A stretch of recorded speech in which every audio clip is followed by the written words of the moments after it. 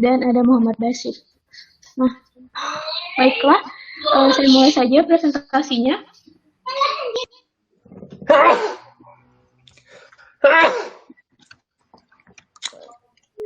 Baik, nah jadi seperti yang sudah kita ketahui sebelumnya bahwa STEM ini mengintegrasikan three-dimensional learning ataupun terdapat tiga dimensi dalam pembelajaran sains ini, yaitu ada practices yang kemarin sudah dibahas, dimensi praktis, kemudian ada cross-cutting concept, dan juga core ideas. Nah, jadi hari ini kami khusus akan membahas tentang cross-cutting concept.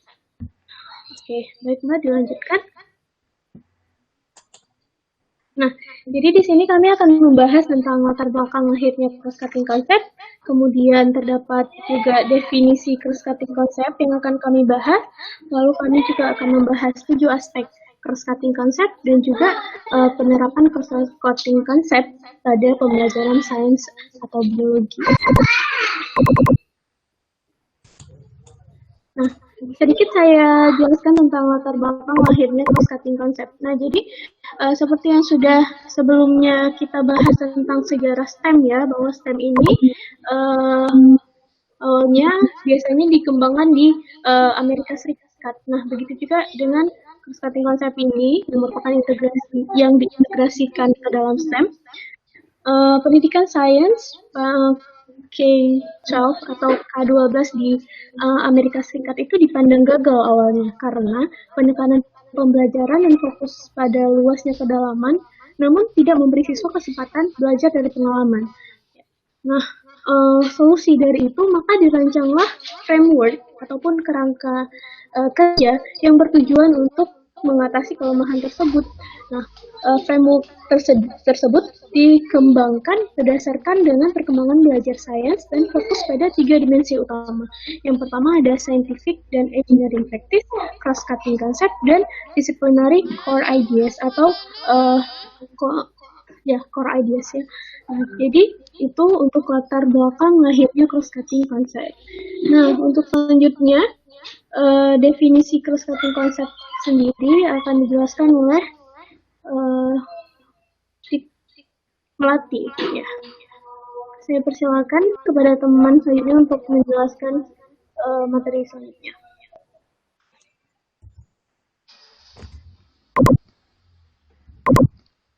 Baik, terima kasih. Menurut diskusi kelompok kami, definisi cross-cutting concept, inti kesamaan Common Core mempelajari STEM seharusnya menjadi penting dari literasi STEM, bukan pengertian disiplin ilmu yang terpisah. Studi-studi inti STEM mencakup keterkaitan antara sains, teknologi, rekayasa, matematika, dan bidang ilmu, misal bidang seni, bidang humanitas, atau bidang vokasi. Dengan menggunakan desain praktek rekayasa atau engineering practice design, dalam istilah pendidikan STEM, hal itu dikenal sebagai konsep cross-cutting concept. Sebagai cross-cutting concept mengkomunikasikan cara berpikir sains suatu mata pelajaran. Cross-cutting concept akan mengintegrasikan berbagai mata pelajaran menjadi kesatuan konsep yang utuh. Konsep ini menghubungkan berbagai disiplin ilmu dengan konteks dunia nyata. Jadi, ketika peserta didik bisa menganalisis fenomena dalam dunia nyata, berarti sudah menemukan konsep dasarnya. Cross-cutting concept membantu peserta didik mengembangkan, memahami, dan mengaitkan konsep di seluruh pembelajaran atau konsep abstrak dengan fenomena spesifik dan nyata. Peserta didik diharapkan mampu menciptakan teknologi baru dengan kreativitas masing-masing. Cakupan cross-cutting concept itu ada 7 yang akan kelompok kami bahas pada kesempatan ini. Next, Mbak Dikna. 7 aspek cross-cutting konsep. Pertama, pattern, cause and effect, scale, proportion, and quantity, system and system model, energy and matter, structure and function, dan yang ketujuh itu ada stability and change. Next.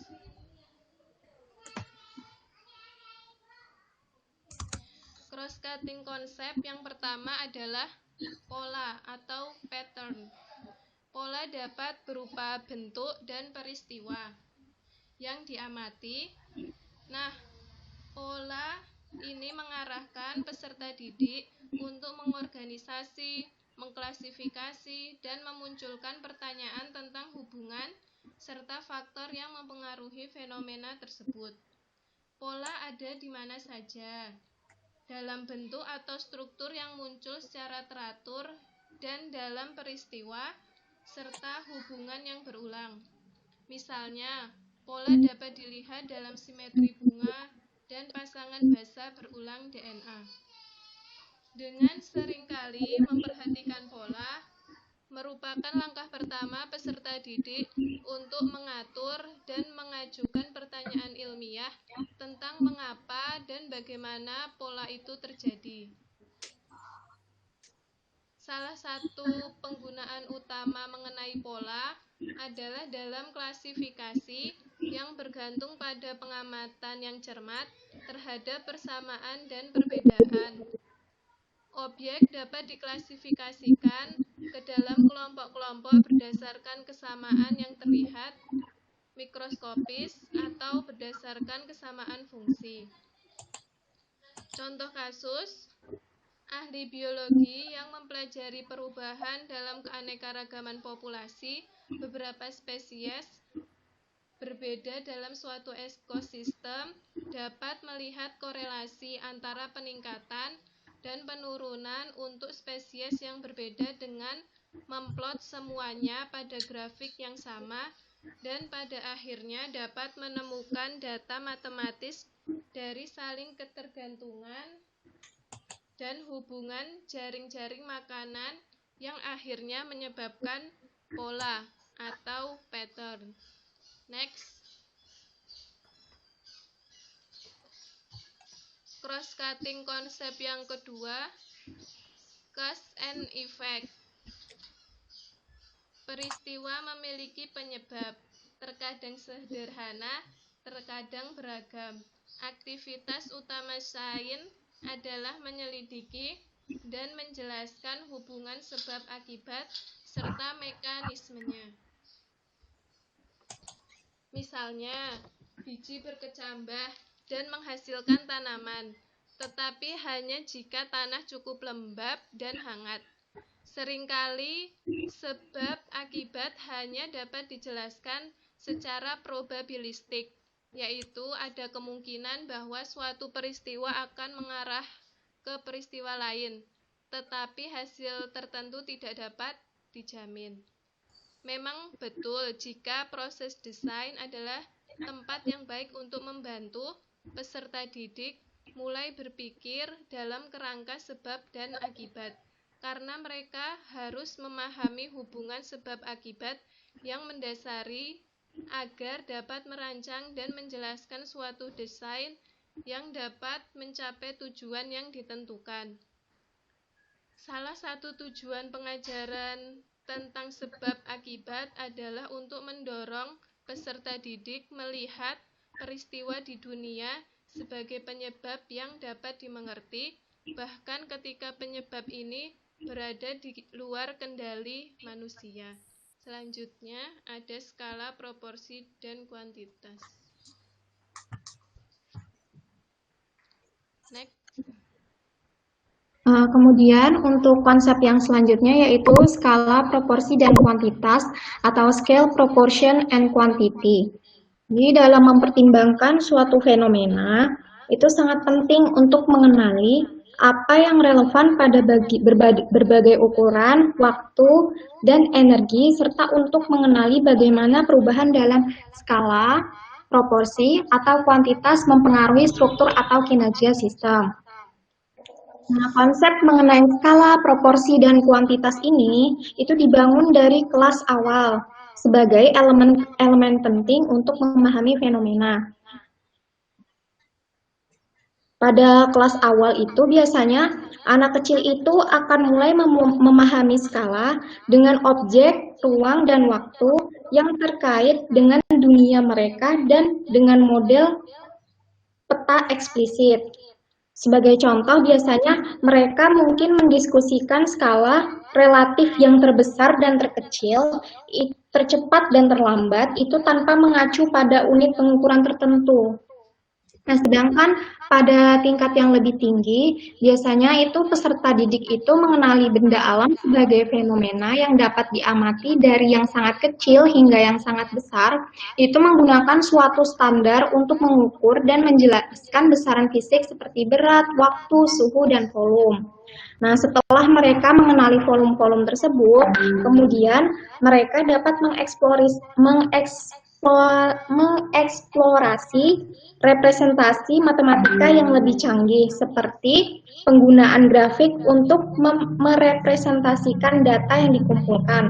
Nah, sebagai contoh di sini misalkan tanaman itu menjadi lebih besar seiring dengan berjalannya waktu.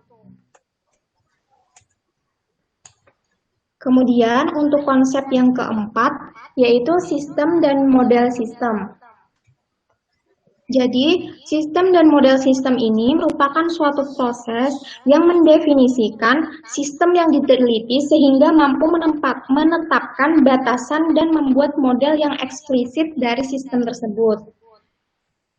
Konsep sistem ini dalam penggunaannya itu akan memberikan cara bagi peserta didik untuk dapat menganalisis batas dari fenomena-fenomena secara logis, mampu menggambarkan interaksi yang sedang terjadi dalam sistem, hubungan sistem yang sedang diselidiki dengan sistem yang ada di sekitarnya, dan mampu menganalisa serta menggambarkan penyebab perubahan yang terjadi pada suatu sistem. Nah, sebagai contoh di sini itu adalah sistem peredaran darah yang merupakan entitas itu sendiri atau sebagai subsistem dari sistem tubuh manusia.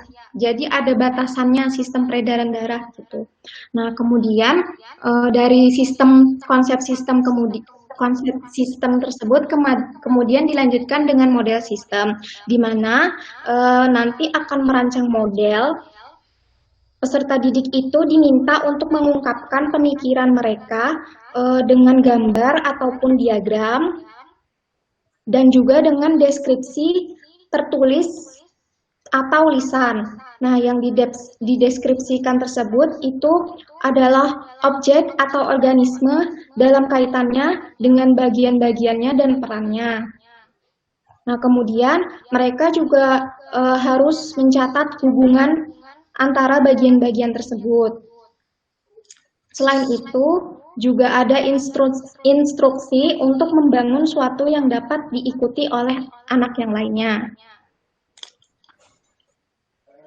Kemudian untuk konsep yang selanjutnya yaitu energi and matter.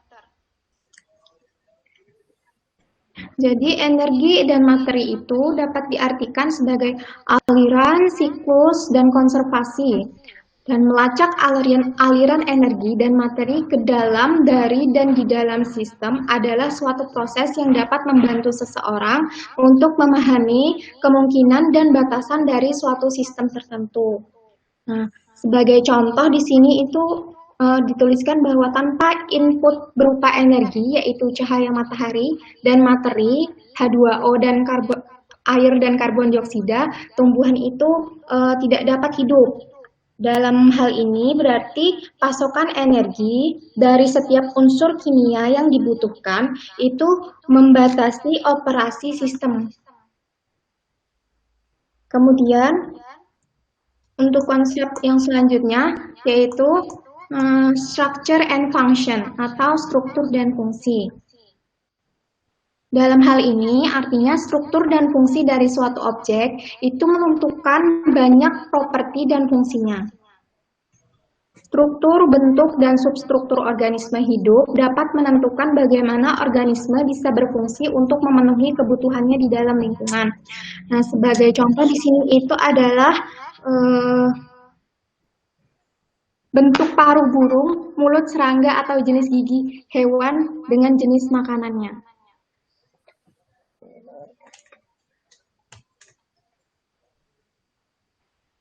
Untuk yang selanjutnya akan dijelaskan oleh Mbak Husna. Iya Mbak Dikna, maaf PPT-nya nggak tampil.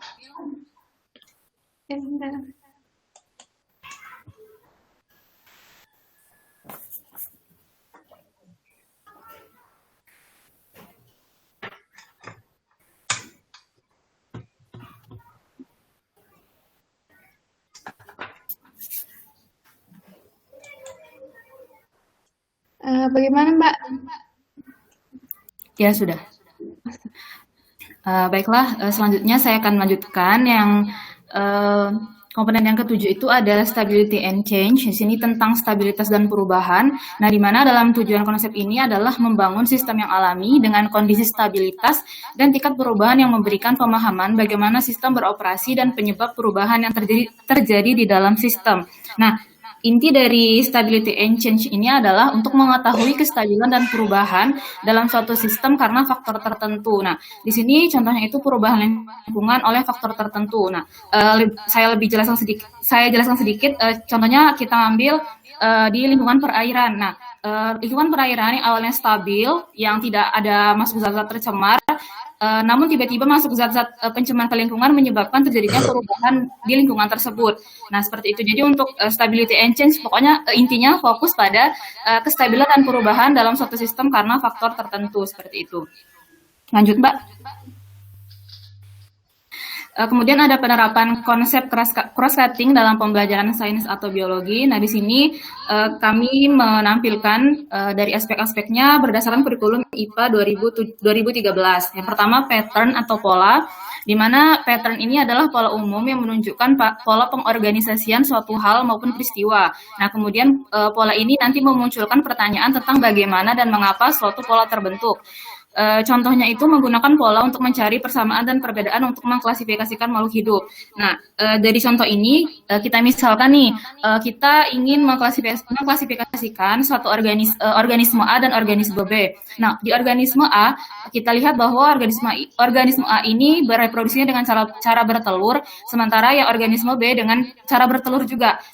Lanjut, kita lihat lagi persamaan dan perbedaannya, bahwa di organisme A ini cara hidupnya adalah sifatnya herbivore, sementara yang di organisme B ini karnivore. Nah, dari sana kita lihat nih bahwa pola ternyata organisme A dan organisme B ini memiliki persamaan dan perbedaan tertentu, dan dari pola itu kita bisa lihat ternyata organisme A dan organisme B ini merupakan organisme yang berbeda, namun mereka masih memiliki kekerabatan, seperti itu. Nah, kemudian yang kedua ada cause and effect, mechanism and explanation, di mana di sini mengaitkan pemahaman mengenai suatu hubungan kausatif sebab akibat suatu hal berupa mekanisme dan penjelasan. Intinya dari cause and effect ini membahas konsep tentang sebab akibat. Dan hal ini contohnya pemanasan global. Nah, kita lihat bahwa pemanasan global ini sebabnya kenapa? Bisa saja karena efek rumah kaca atau penggunaan parfum yang berlebihan, kemudian CFC dari kulkas dan sebagainya, seperti itu. Intinya ada sebab dan akibat pada konsep tersebut. Kemudian yang ketiga ada scale, proportion, and quantity. Nah, dalam hal ini dalam suatu fenomena itu juga ada konsep tentang skala, proporsi, dan kuantitas yang mempengaruhi struktur suatu sistem. Jadi tidak hanya pola, tidak hanya ada sebab akibat, tapi juga ada scale, proportion, and quantity. Nah, contohnya itu di sini skala, proporsi, dan kuantitas suatu materi, mineral, batuan, penyusun bumi. Dalam hal ini kita lihat bahwa dalam penyusunan bumi ini terkait skala, yaitu bagi skala dalam hal ini adalah penentuan kekerasan suatu batuan. Nah, jadi batuan yang seperti apa, yang memiliki kekerasan seperti apa, yang mampu menyusun bumi. Lanjut, yang bagian proporsi di sini adalah perbandingan antara skala dan kuantitas. Nah, jadi dengan skala berapa, dengan kekerasan batuan berapa, dan dengan jumlah berapa dan yang butuh berapa kita untuk membangun untuk sebagai penyusun bumi, maksud saya seperti itu. Nah, sementara kuantitas itu berapa banyak batuan yang digunakan untuk menyusun bumi. Jadi intinya skala, proporsi, dan kuantitas ini saling keterkaitan seperti itu. Lanjut untuk yang keempat ada sistem dan sistem model, di mana yang keempat ini adalah pemahaman mengenai suatu sistem dan pemodelan sistem sebagai alat untuk memahami dan menguji suatu ide yang dapat diterapkan melalui sains dan engineering. Contohnya di sini kami mengambil contoh sistem hidrologi.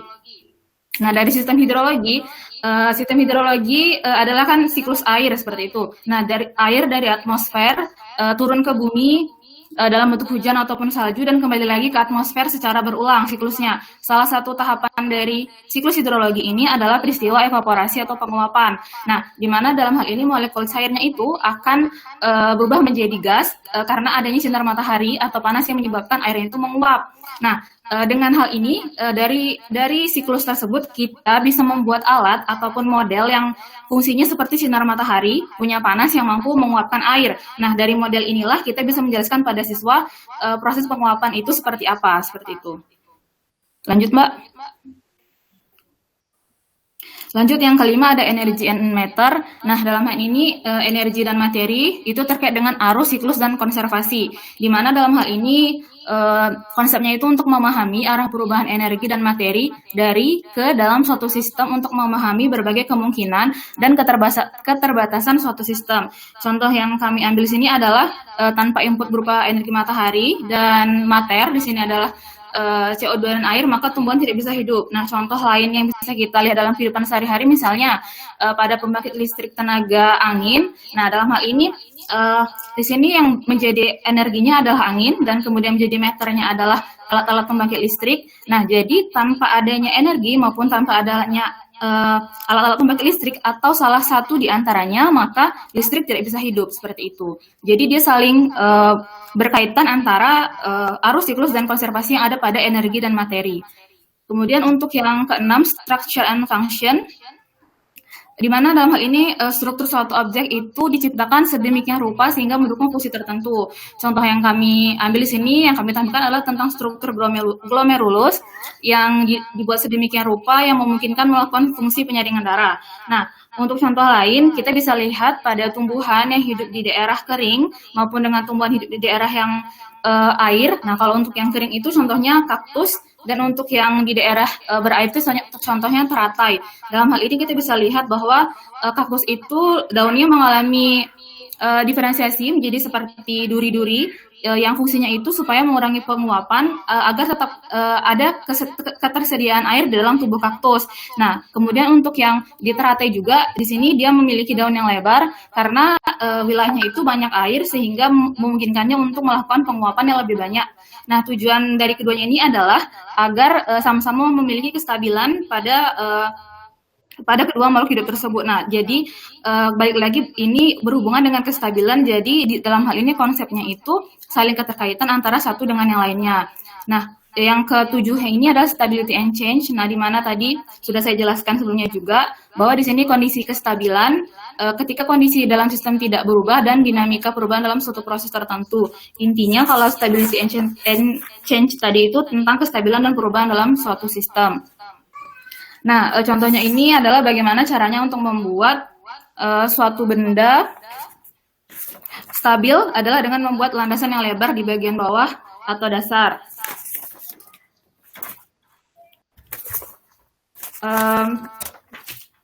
Lanjut, Mbak.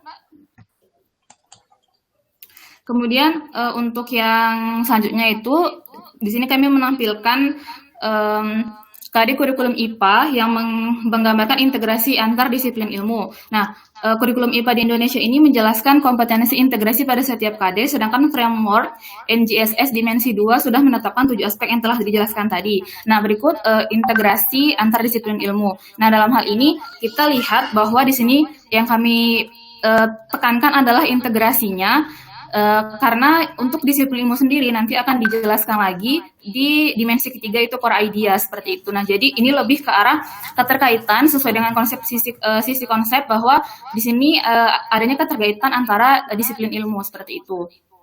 Nah, untuk yang di kelas 7 ini pada disiplin ilmu fisika dan biologi, kita lihat bahwa di sini menganalisis konsep suhu, pemuaian kalor, perpindahan kalor, dan penerapannya dalam kehidupan sehari-hari, termasuk mekanisme menjaga kestabilan suhu tubuh pada manusia dan hewan. Nah, untuk yang kelas 7 ini, kita lihat ini bisa sebagai, ini masuk ke dalam konsep stability and change, kemudian bisa masuk juga dalam konsep sistem dan sistem model. Lalu untuk fisika yang kedua, fisika energi dan biologi fotosintesis, di sini di kelas 7-nya itu menganalisis konsep energi, berbagai sumber energi, dan perubahan bentuk energi dalam kehidupan sehari-hari, termasuk fotosintesis. Lanjut untuk yang kebumian, iklim dan biologi, menganalisis perubahan iklim dan dampaknya bagi ekosistem. Nah, di sini perubahan iklim kita bisa lihat bahwa di sini juga tentang stability and change, kemudian dampaknya bagi ekosistem di sini tentang cause and effect.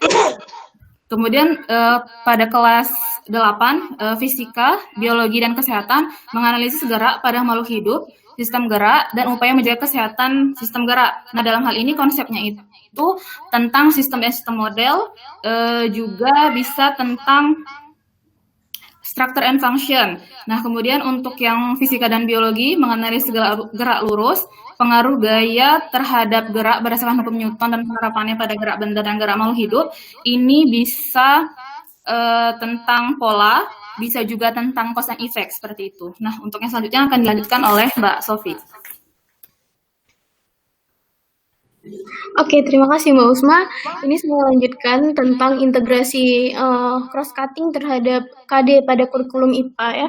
Nah, jadi seperti yang sudah dijelaskan tadi, kalau misalnya cross-cutting itu memang lintas bidang, sehingga memang lebih mudah diamati pada kurikulum IPA atau SMP ya. Nah, jadi di sini saya lanjutkan lagi tentang penjelasan Mbak Usma tadi. Ya, jadi sekarang ke konsepnya itu adalah lintas bidangnya itu adalah fisika dan biologi, yaitu tentang pesawat sederhana dan otot. Di sini KD-nya siswa diminta menjelaskan konsep usaha pesawat sederhana dan penerapannya dalam kehidupan sehari-hari, termasuk kerja otot dan struktur rangka manusia.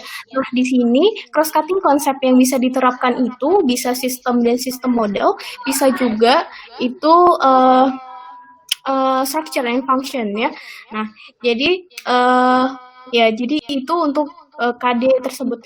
Nah, dilanjutkan untuk ke bawahnya itu ada lintas bidang biologi dan kesehatan pencernaan. Siswa diminta untuk menganalisis sistem pencernaan pada manusia dan memahami gangguan yang berhubungan dengan sistem pencernaan serta upaya menjaga sistem pencernaan. Nah, di sini cross cutting konsep yang bisa diterapkan itu adalah sistem and system model dan juga cause and effect ya. Jadi bagaimana efek jika tidak menjaga kesehatan pencernaan dan bagaimana sistem dan model sistem dari pencernaan itu sendiri.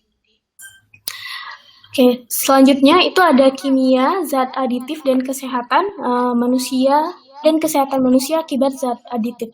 Nah, di sini jelas ya, siswa diminta untuk menjelaskan berbagai zat aditif dalam makanan, minuman, dan zat adiktif serta dampaknya terhadap kesehatan. Nah, di sini kita bisa menerapkan cross-cutting konsep yang cause and effect. Nah, bagaimana zat adiktif itu dapat mempengaruhi tubuh manusia atau kesehatan manusia. Selain cause and effect, juga mungkin bisa diterapkan juga energi and matter. Nah, karena materi yang masuk ke dalam tubuh kita bisa mempengaruhi kesehatan. Nah, di sini juga bisa diterapkan stability and change. Nah, jadi benda-benda ataupun materi-materi yang masuk ke dalam tubuh kita bisa mempengaruhi kestabilan dan menyebabkan perubahan pada tubuh kita. Oke. Lalu ada biologi sistem peredaran darah dan kesehatan sistem peredaran darah. Di sini siswa diminta untuk menganalisis sistem peredaran darah pada manusia dan memahami gangguan pada sistem peredaran darah serta upaya menjaga kesehatan sistem peredaran darah. Nah, di sini juga seperti sebelumnya, kalau misalnya sistem-sistem ini tadi sudah dijelaskan, ini masuk ke dalam cross-cutting konsep sistem and system model. Nah, untuk melihat gangguan dan pada sistem peredaran darah itu bisa menerapkan konsep cause and effect. Dan juga ya cause and effect ya. Terus yang fisika tekanan zat cair dan biologi sistem transportasi, siswa diminta untuk menjelaskan tekanan dan penerapannya dalam kehidupan sehari-hari, termasuk tekanan darah, osmosis, dan kapilaritas jaringan angkut pada tumbuhan. Nah, di sini konsep cross-cutting yang dapat diterapkan itu adalah system and system model, kemudian structure and function juga bisa, kemudian bisa juga system and system model sama itu tadi ya, structure and function. Ya. Lalu ada biologi dan kesehatan. Di sini biologinya sistem pencernaan, kesehatan, sistem pernapasan, dan kesehatan juga sistem pernapasan ya. Menganalisis sistem pernapasan pada manusia dan memahami gangguan pada sistem pernapasan serta upaya menjaga kesehatan sistem pernapasan. Nah, ini sama seperti yang tadi sistem peredaran darah, ini bisa menerapkan sistem dan sistem model dan juga cause and effect. Oke, lanjut, Mbak. Selanjutnya ada fisika, getaran, gelombang, dan bunyi, dan biologi sistem sonar hewan. Di sini siswa diminta untuk menganalisis konsep getaran, gelombang, dan bunyi dalam kehidupan sehari-hari, termasuk sistem pendengaran manusia dan sistem sonar pada hewan. Nah, di sini untuk mengamati sistem, tentu saja kita memakai konsep sistem and system model, dan juga di sini menganalisis konsep getaran, gelombang, dan bunyi. Nah, pada konsep getaran, gelombang, dan bunyi itu mungkin saja memiliki pola. Nah, jadi di sini juga bisa diterapkan pattern ya. Nah, kemudian ada fisika cahaya dan biologi proses melihat pada mata. Nah, di sini menganalisis sifat-sifat cahaya, pembentukan bayangan pada bidang datar dan lengkung, serta penerapannya untuk menjelaskan proses penglihatan manusia, mata serangga, dan prinsip kerja alat optik. Nah, di sini juga bisa menerapkan sistem dan sistem model, cause and effect, untuk cause and effect, dan juga ya itu, cause and effect. Oke, structure and function juga. Structure and function. Kemudian biologi sistem reproduksi dan kesehatan sistem reproduksi, menghubungkan sistem reproduksi pada manusia dan gangguan pada sistem reproduksi dengan penerapan pola hidup yang menunjang kesehatan reproduksi. Nah, itu juga bisa diterapkan sistem and sistem model dan juga cause and effect. Selanjutnya ada biologi sistem perkembangbiakan tumbuhan dan hewan dan teknologi reproduksi ya, menganalisis sistem perkembangbiakan pada tumbuhan dan hewan serta penerapan teknologi pada sistem reproduksi tumbuhan dan hewan. Jadi, menganalisis sistem tentu saja diterapkan sistem dan sistem model. Kemudian bisa juga karena di sini sistem perkembangbiakan tumbuhan dan hewan. Ya, jadi sistem dan sistem model dan juga structure and function. Kemudian fisika, listrik statis, dan biologi sistem saraf. Nah, di sini siswa diminta untuk menjelaskan konsep listrik statis dan gejalanya dalam kehidupan sehari-hari, termasuk kelistrikan pada sistem saraf dan hewan yang mengandung listrik. Nah, di sini cross-cutting yang diterapkan itu adalah sistem dan sistem model, termasuk juga structure and function, dan structure and function itu aja. Oke, dilanjutkan. Badikna. Nah, lalu ada fisika kemagnetan dan biologi navigasi hewan. Di sini siswa diminta untuk menerapkan konsep kemagnetan, induksi elektromagnetik, dan pemanfaatan medan magnet dalam kehidupan sehari-hari, termasuk pergerakan navigasi hewan untuk mencari makanan dan migrasi. Nah, di sini karena ini menjelaskan tentang sistem navigasi, bisa menerapkan sistem model dan juga structure and function. Lalu bioteknologi, di sini ada biologi dan teknologi menerapkan konsep bioteknologi dan perannya dalam kehidupan manusia. Nah, di sini bisa menerapkan sistem dan sistem model dan kimia dan kesehatan. Kimia dan kesehatan sini unsur dan molekul, kemudian dampak penggunaan unsur dan molekul pada kesehatan manusia. Menghubungkan konsep partikel, materi, atom, struktur zat sederhana dan sifat bahan yang digunakan dalam kehidupan sehari-hari, serta dampak penggunaannya terhadap kesehatan manusia. Nah, di sini dapat menerapkan konsep energi and matter, kemudian bisa juga menerapkan structure and function, dan cause and effect. Ya, oke, dilanjutkan Mbak. Nah, dari pembahasan yang tadi dapat disimpulkan, yang pertama, cross-cutting konsep itu membahas keterkaitan berbagai mata pelajaran menjadi kesatuan konsep yang utuh. Nah, konsep ini mengkomunikasikan cara berpikir sains suatu mata pelajaran dengan membantu peserta didik mengembangkan, memahami, dan mengaitkan konsep di seluruh pembelajaran. Kemudian, aspek cross-cutting konsep itu meliputi pola, sebab akibat, skala, proporsi, dan kuantitas, sistem dan sistem model, energi dan materi, struktur dan fungsi, stabilitas dan perubahan. Penerapan konsep cross-cutting dalam pembelajaran sains dan biologi didasarkan pada 7 aspek yang disesuaikan dengan kurikulum yang diajarkan sesuai dengan tingkat terpilih pendidik. Nah, mungkin itu saja presentasi dari kelompok kami. Selanjutnya mungkin akan dimoderatori oleh Mbak Usma untuk sesi diskusinya. Persilakan Mbak Usma. Ya, silakan teman-teman yang lain menanggapi untuk bertanya. Baik, kepada teman-teman yang ingin memberikan tanggapan, bisa saran ataupun kritik ataupun pertanyaan, dipersilahkan.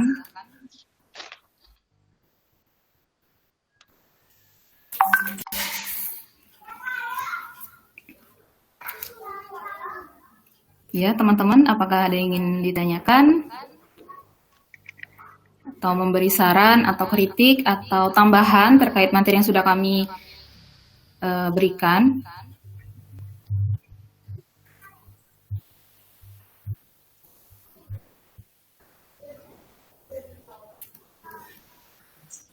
Oke, saya Mbak Usma untuk mengawali.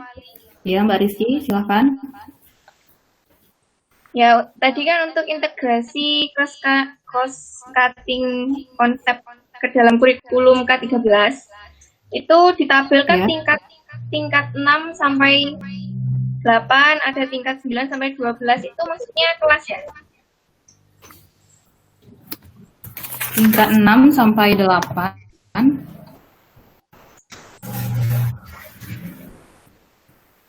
Yang diputuskan tingkat apa?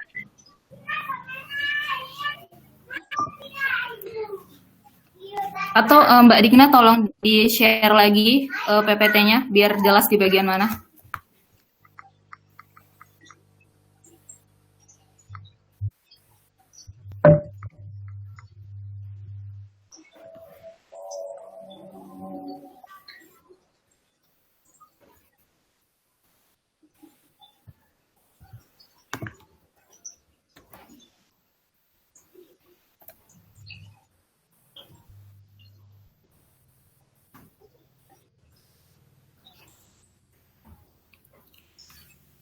Yang pada bagian mana, Mbak Rizky? Tabel 1. Tabel 1. Ini tabel 2, tabel 1.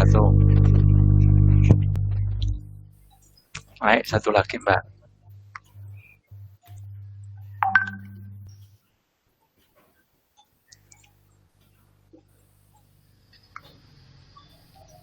Ya, itu yang juga tabel 1 dari kita.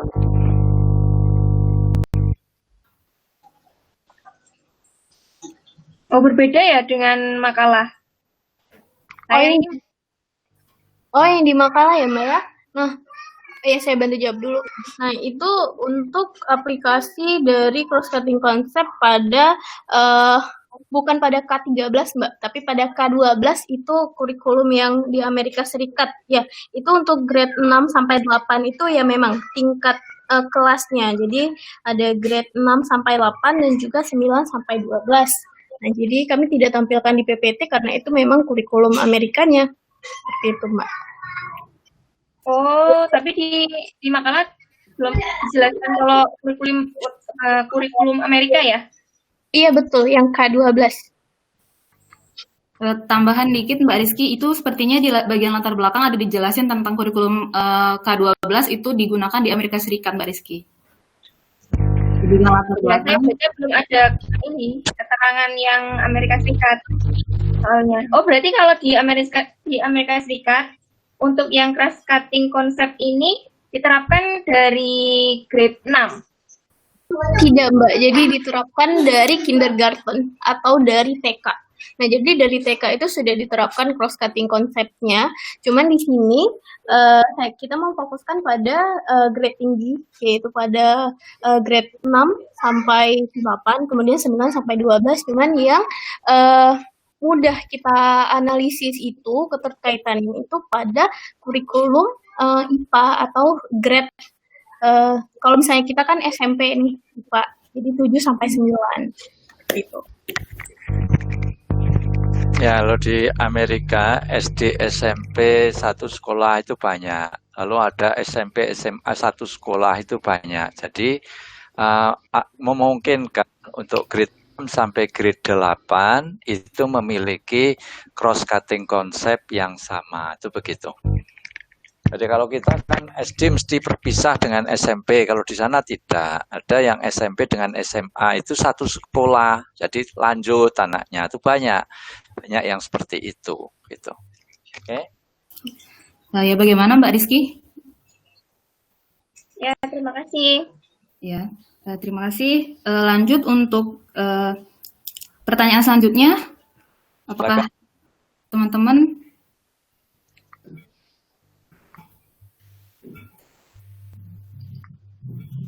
dipersilahkan kepada teman-teman yang ingin bertanya? Saya ingin bertanya. Ya, silakan, Mbak Agnes.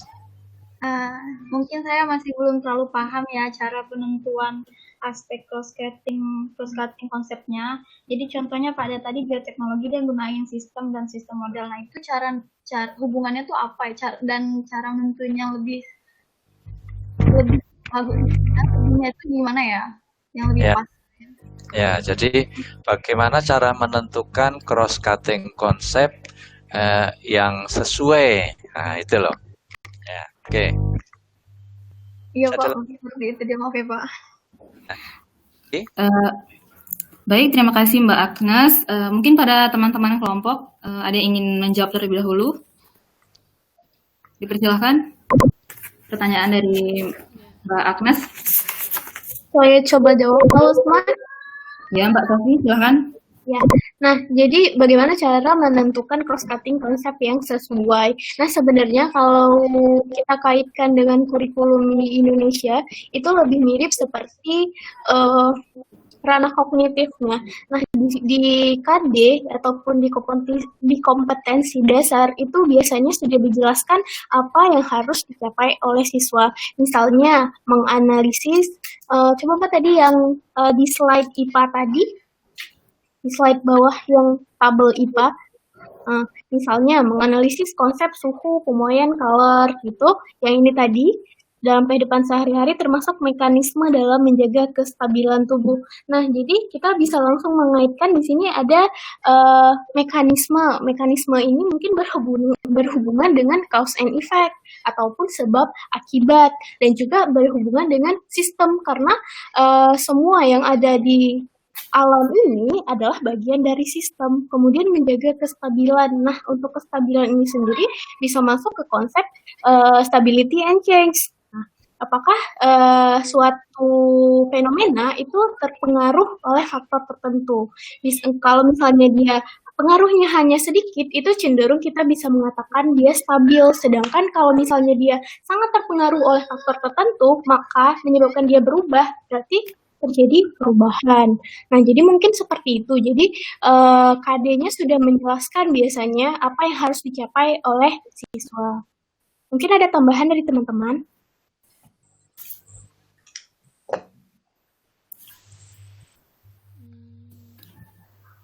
Ya, bagaimana kalau teman-teman dari kelompok 3 ada yang ingin menambahkan atau dirasa sudah cukup? Mencoba menambahkan. Ya, Mbak Melati, dipersilakan.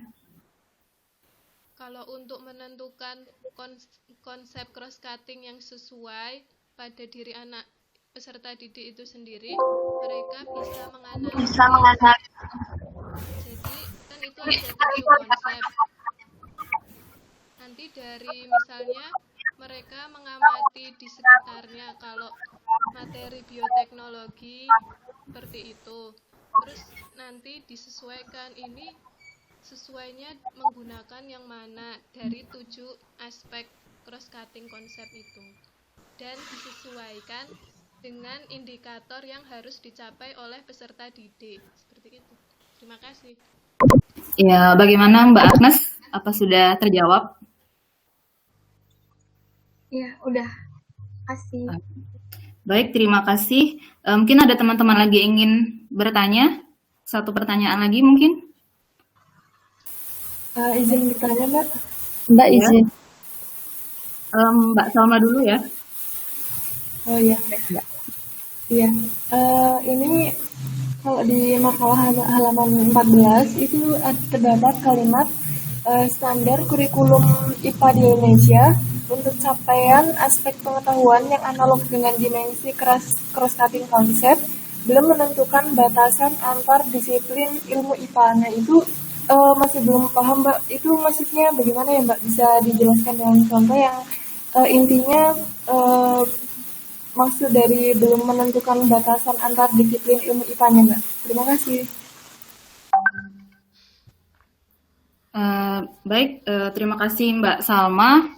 Mungkin teman-teman ingin memberi jawaban terlebih dahulu, dipersilahkan. Ya, saya Mbak Usma. Ya, jadi di situ dikatakan bahwa di kurikulum IPA itu belum memberikan batasan yang belum memberikan batasan antar ilmu IPA ya. Nah, karena memang cross-cutting konsep ini adalah cara berpikir lintas bidang. Nah, jadi memang di cross-cutting ini tidak dibatasi yang namanya ini biologi, ini fisika, ini kimia. Jadi semuanya itu kalau misalnya mereka mau belajar tentang science, ya satu science gitu. Nah, itu mencakup life science ataupun yang lain.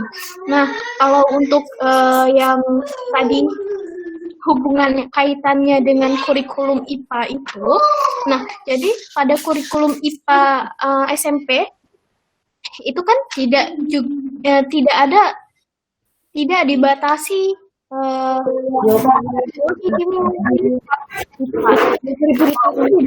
bahasannya seperti yang tulis ini ada fisika dan biologinya tentang susu dan kelelawar, kemudian biologinya termoregulasi. Tapi kadernya satu, gitu. Tidak ada batasan kalau biologi ini fisika seperti yang di SMA. Itu Mbak. Mungkin ada tambahan teman-teman. Baik, saya tambahkan sedikit. Nah, seperti kita tahu juga ya, teman-teman, kalau untuk yang SMP itu kan kurikulumnya itu kan masih bersatu ya, materi untuk IPA-nya itu satu, nggak ada nih pembeda antara misalnya pembelajarannya itu antara fisika, biologi, kimia, yang sains itu dijadikan satu kurikulum. Nah, makanya untuk yang konsep ini untuk yang SMP itu makanya dia menjadi satu seperti itu, Mbak. Bagaimana Mbak Salma? Baik, Mbak. Terima kasih. Ya, terima kasih Mbak Salma. Mungkin teman-teman yang lain masih ada yang ingin bertanya, dipersilakan. Baik, Mbak, saya izin bertanya. Ya, Mbak Revi. Tadi kan di definisi cross-cutting konsep tadi dijelaskan bahwa mengintegrasikan berbagai mata pelajaran menjadi kesatuan konsep. Nah, di sini kan tadi dijelaskan dia maksudnya berbagai mata pelajaran, jadi kan masih menggabungkan antara biologi ke fisika. Nah, karena itu kan satu lingkup dalam IPA. Nah, apakah bisa cross-cutting konsep ini dia maksudnya mata pelajaran itu kayak di luar dari IPA gitu. Nah, biologi dengan mata pelajaran yang lain gitu, bukan yang ke dalam lingkup IPA. Apakah bisa? Terus tadi kan di sini contohnya KD IPA SMP ya. Nah, cross cutting konsep ini kalau di Indonesia apakah bisa diterapkan di sejak sekolah dasar gitu? Terima kasih. Baik, terima kasih Mbak Revi. Teman-teman dari kelompok 3 dipersilakan untuk menjawab terlebih dahulu. Baik, Mbak Busma. Nanti saya mencoba menjawab, kalau ada yang kurang bisa ditambahkan ya. Siap, Mbak. Tadi Mbak siapa, maaf? Mbak Revi. Mbak Revi menanyakan dalam cross cutting konsep itu menghubungkan berbagai lintas keilmuan gitu. Ya, jadi kalau konsep cross cutting itu tidak bisa berdiri sendiri. Dalam keilmuan 3 dimensi cross cutting konsep itu seharusnya itu terintegrasi dengan 3 dimensi yang lain ya. Kalau core ideas besok itu akan dijelaskan lebih lanjut di kelompok berikutnya. Core ideas itu intinya mengenai berbagai keilmuan seperti itu ya Mbak Busma? Iya Mbak. Jadi cross cutting konsep itu menghubungkan antara dimensi 1 yang praktis dan dimensi yang ketiga itu yang core ideas. Seperti itu dari saya. Terima kasih. Ya mungkin, makasih Mbak Melati. Mungkin Mbak Sofi atau Mbak Digna ingin menambahkan. Ya, saya sedikit tambahkan Mbak Husma. Nah, tadi pertanyaan dari Mbak Revi, bisakah diintegrasikan dengan mata pelajaran lain selain IPA tadi ya? Jadi sebenarnya yang dinamakan IPA atau Science itu tidak hanya biologi, kimia, fisika gitu, tapi bisa juga engineering ataupun teknik seperti itu, kebumian itu juga termasuk Science atau IPA. Kebumian tadi kan ada yang di kompetensi IPA itu ada yang menjelaskan tentang kesehatan, kebumian, gitu. Nah, jadi lebih lanjut bisa juga ditambahkan dengan engineering ataupun ilmu teknik, gitu. Dan ya seperti itu, kebumian, teknik itu bisa ditambahkan. Selain itu, tadi pertanyaannya, bisakah cross cutting konsep ini kalau di Indonesia diterapkan dari sekolah dasar atau dari TK? Nah, kalau TK, saya tidak terlalu banyak pengetahuan ya tentang kalau TK itu gimana pembelajarannya. Tapi kalau misalnya dari SD, itu mungkin bisa diterapkan karena memang SD sekarang sudah menerapkan tematik ya. Nah, jadi pembelajarannya tematik, memberikan satu tema tertentu dan menghubungkan dengan semua pelajaran. Nah, jadi saya rasa bisa saja diterapkan di Indonesia dari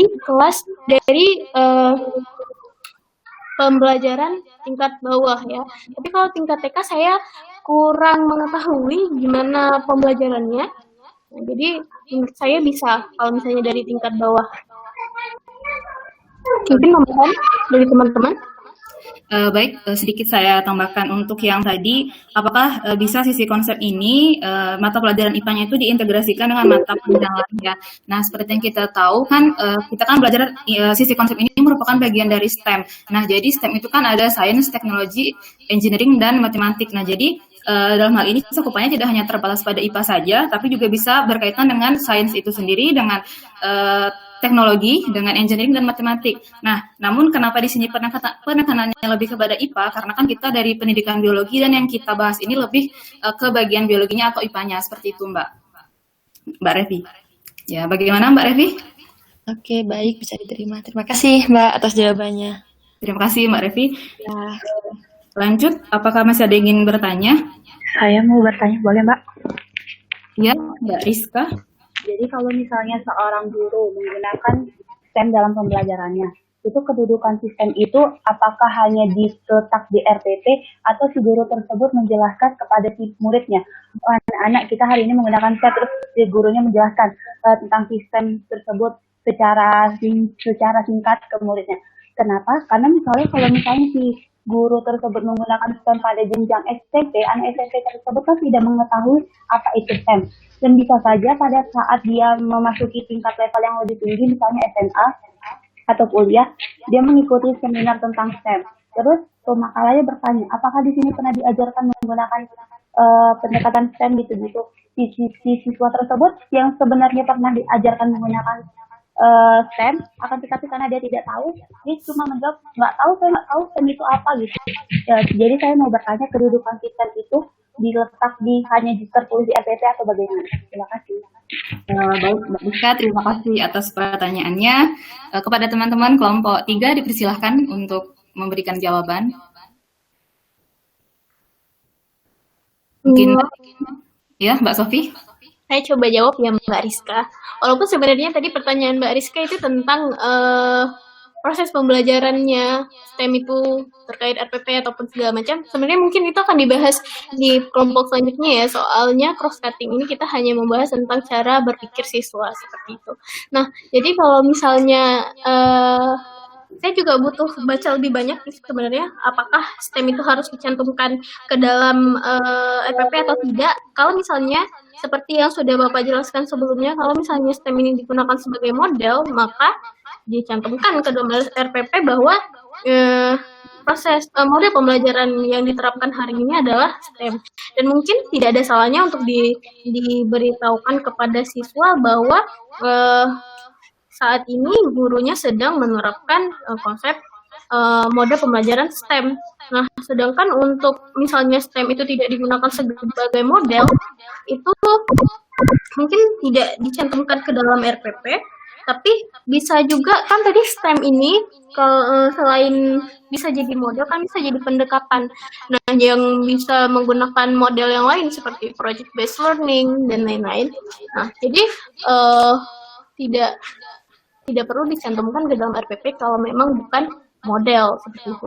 Untuk diberitahukan kepada siswa mungkin ya diperlukan sebagai pengetahuan awal saja siswa kalau misalnya mata pelajaran yang mereka pelajari itu tidak dibatasi pada biologi saja. Nah, jadi walaupun kita belajar biologi, tapi itu selalu terkait dengan ilmu IPA yang lain, ilmu sains yang lain seperti itu, Mbak. Mungkin tambahan dari teman-teman atau dari Bapak. Sekarang saya kira waktunya sudah cukup. Pak Slamet akan beri tambahan. Ya, silakan ditutup dulu. Baiklah, terima kasih atas teman-teman atas perhatiannya hari ini. Kami dari kelompok 3 mohon maaf jika banyak terdapat masih kekurangan. Saya akhiri, wassalamualaikum warahmatullahi wabarakatuh. Saya kembalikan ke Pak Slamet. Ya, terima kasih. Terima kasih. Ya, Pak Slamet akan menayangkan materi.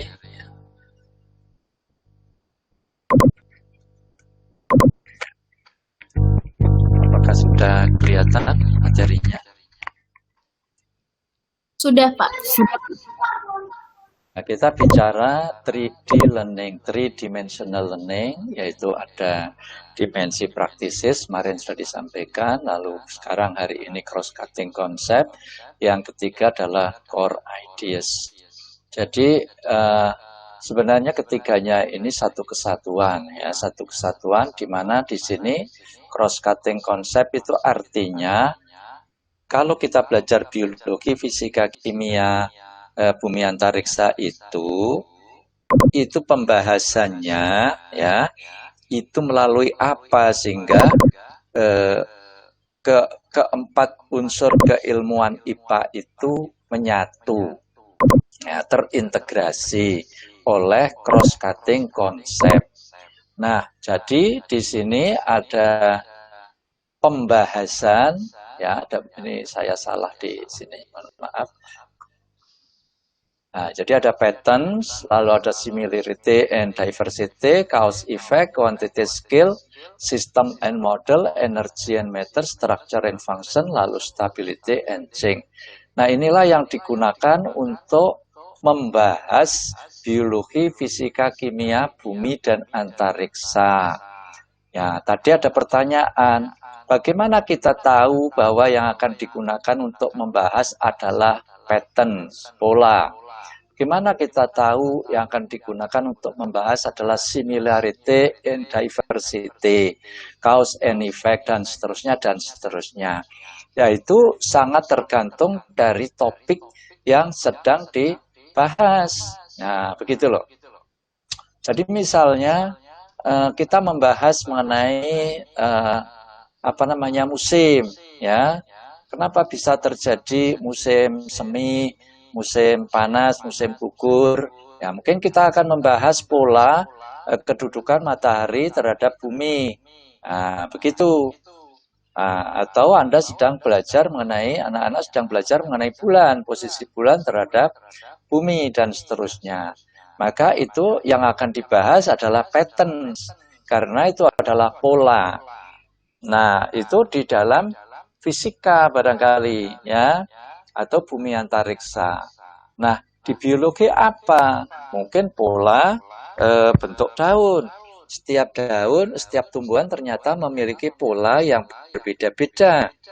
Nah, seperti itu. Jadi, pola dapat digunakan di fisika, ya, di biologi. Nah, di kimia dicari ada enggak? Kalau enggak ada, jangan dipaksa. Mungkin nanti kimianya yang akan disatukan oleh similarity and diversity, atau oleh quantity, scale, and proportion. Jadi, memang tidak harus semua itu disatukan. Begitu, sangat tergantung dari kondisi topik, ya, topik yang dibahas, dan pembahasannya itu mengenai apa. Jadi ini yang sangat penting. Ya. Lalu nanti ke bawah kita lihat, ya.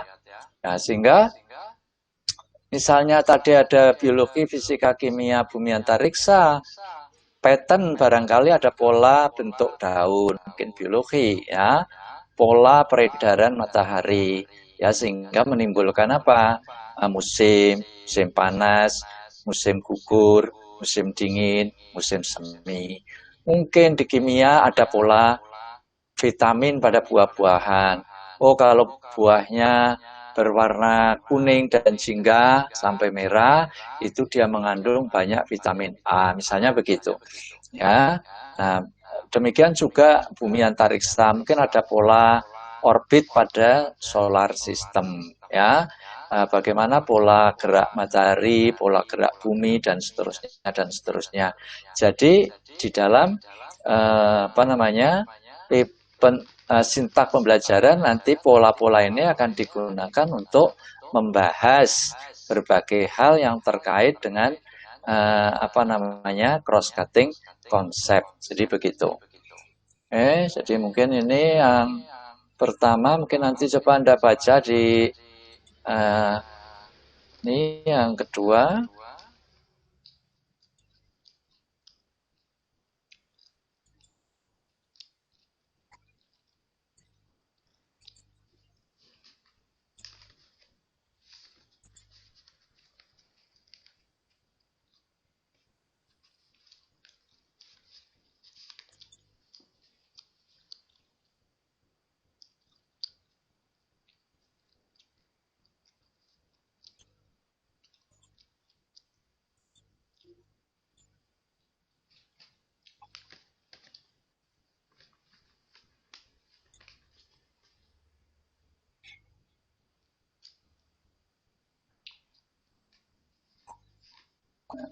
Jadi masalah.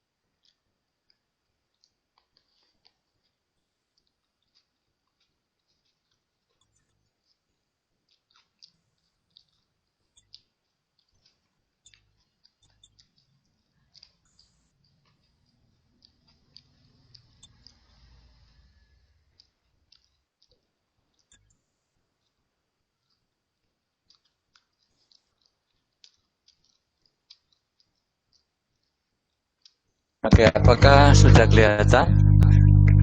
Exploring nature? Sudah, Bapak. Sudah, ya? Ya, oke. Jadi di sini Anda bisa melihat Appendix G, cross-cutting concept, poster MS ini artinya middle school ya, middle school.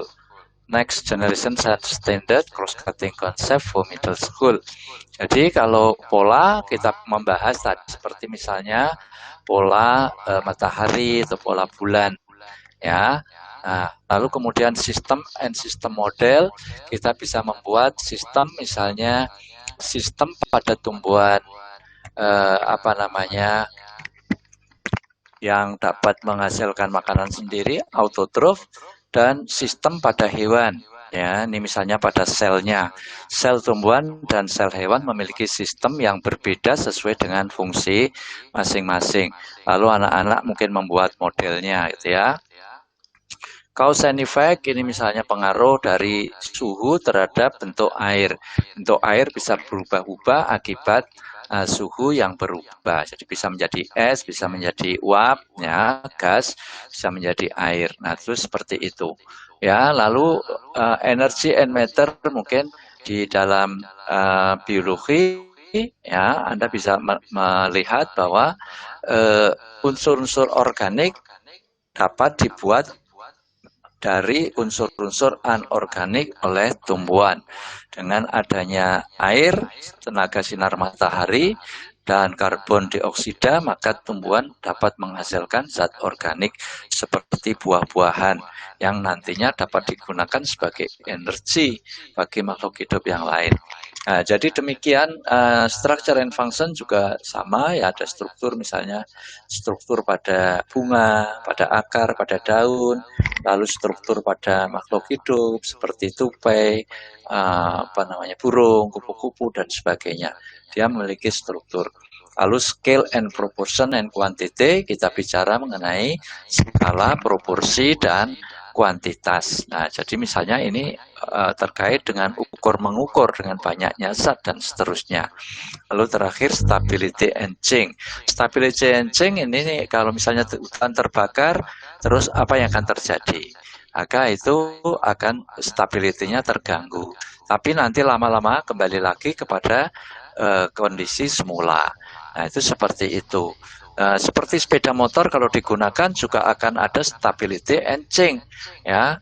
Mula-mula akan ada panas, lalu panas itu ada direduksi oleh mungkin oli, lalu air, lalu oleh udara ketika motor itu jalan. Jadi ada stability and change. Jadi ini cross cutting concept yang dapat digunakan untuk membahas berbagai fenomena. Nah, nanti keterangannya ada di sini, pattern dan seterusnya sampai selesai. Nah, saya kira itu seperti itu ya. Jadi cross cutting concept itu dapat digunakan untuk membahas berbagai fenomena alam ya, berbagai fenomena alam, baik itu gejala biologis, gejala fisik, gejala kemis. Nah, itu akan dibahas menggunakan tadi pola, pattern ya. Nah, ini ada misalnya ini pattern, observe pattern of form and event, organization and classification, and they prompt question about relationship and the factors that influence them. Pattern exists everywhere ya, in regular occurring shapes and structure and in repeating event. Relationship, for example, pattern are describable in the symmetry of flowers and snowflake. Ya. Ini bahas mengenai pola. Jadi middle school, life science 4.1 ada pertanyaan, ada disuruh analyze and interpret data for pattern in the fossil record that document the existence, diversity, extinction, and change of life form throughout the history of life on Earth under the assumption